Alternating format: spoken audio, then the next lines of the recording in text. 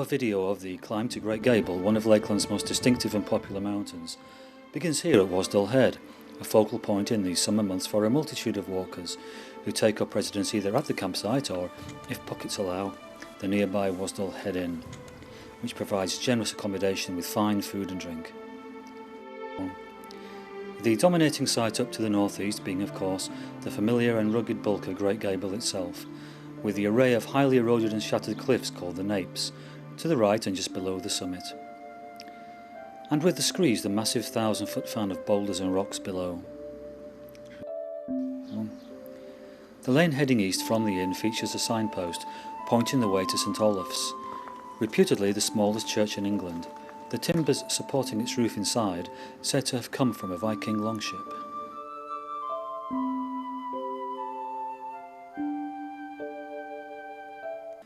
Directly outside the church, a well-used lane heads due north in the direction of Great Gable, passing through Burnthwaite Farm. From there we pause to admire Lingmel Beck. In fields adjacent to the lane, large mounds of rocks have been segregated into neat enclosures by local farmers. These are the result of stormwaters from Lingmel Beck depositing the rocks in the valley from the heights of Piers Gill by Lingmel over many years, and prove useful as wall building and repair material.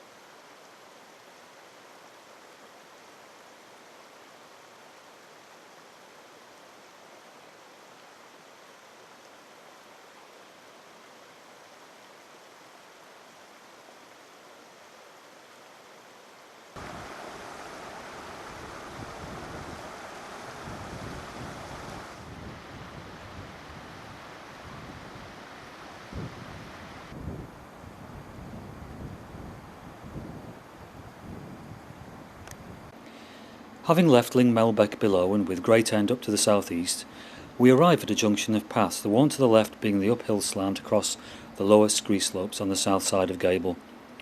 This is the path up to Styhead Pass and the key to the Brest route from Wasdale. The path leads uphill due east for about a mile to arrive at Styhead.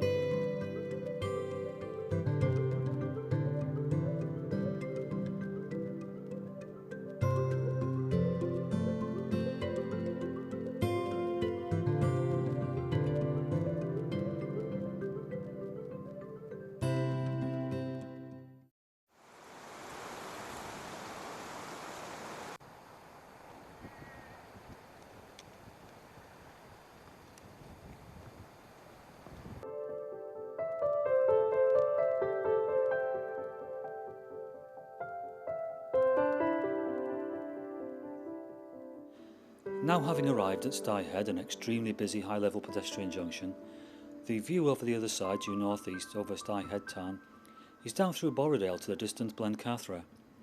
From here an obvious path up to the left or due northwest leads up the southeast ridge of Great Gable for about 1300 feet to the top. The path has recently been subject to stone pitching into rough steps for much of the way, providing an easier but still fairly strenuous climb. But the excellent retrospective views in the ideal summer conditions to the near.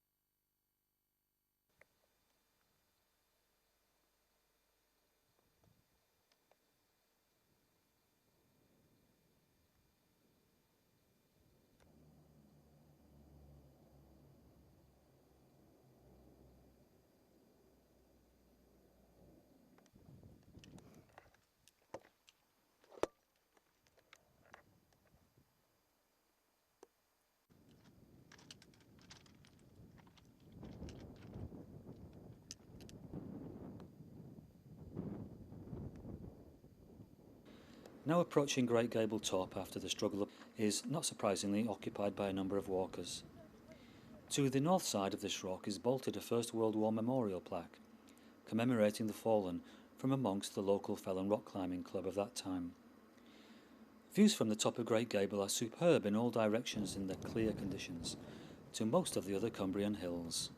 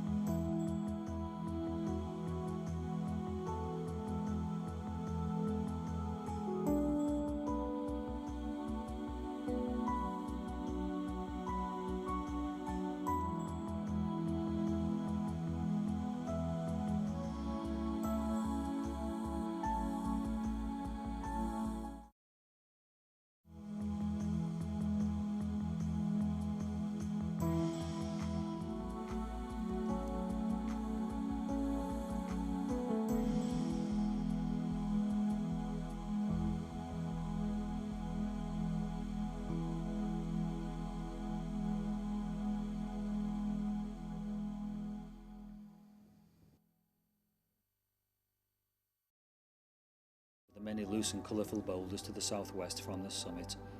Past the impressive crags to the left, the very substantial Westmorland cairn comes into view. It was built by the local Westmorland brothers in the 19th century to stake their claim to this spot having the best view in the district. Certainly Wastwater, the Screes and the patchwork of fields far below in Wasdale, along with the close proximity to the south of the impressive Fells, do some justice to that claim.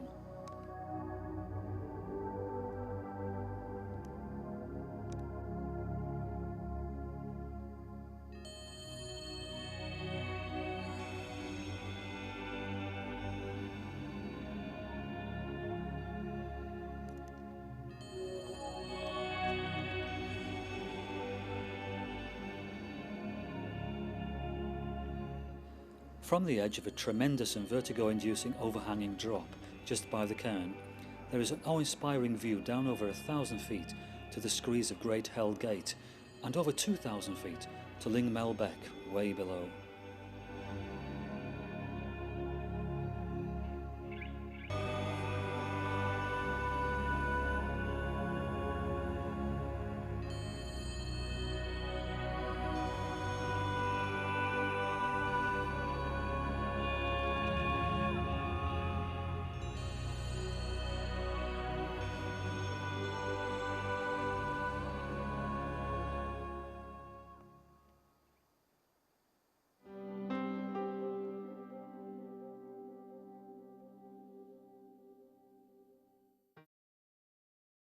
Before gaining the path back through Burnthwaite Farm and a torchlit walk back to the inn at Wasdale Head for a well-deserved drink in Ritson's bar, whilst savouring the memories of a day out on one of Lakeland's finest hills.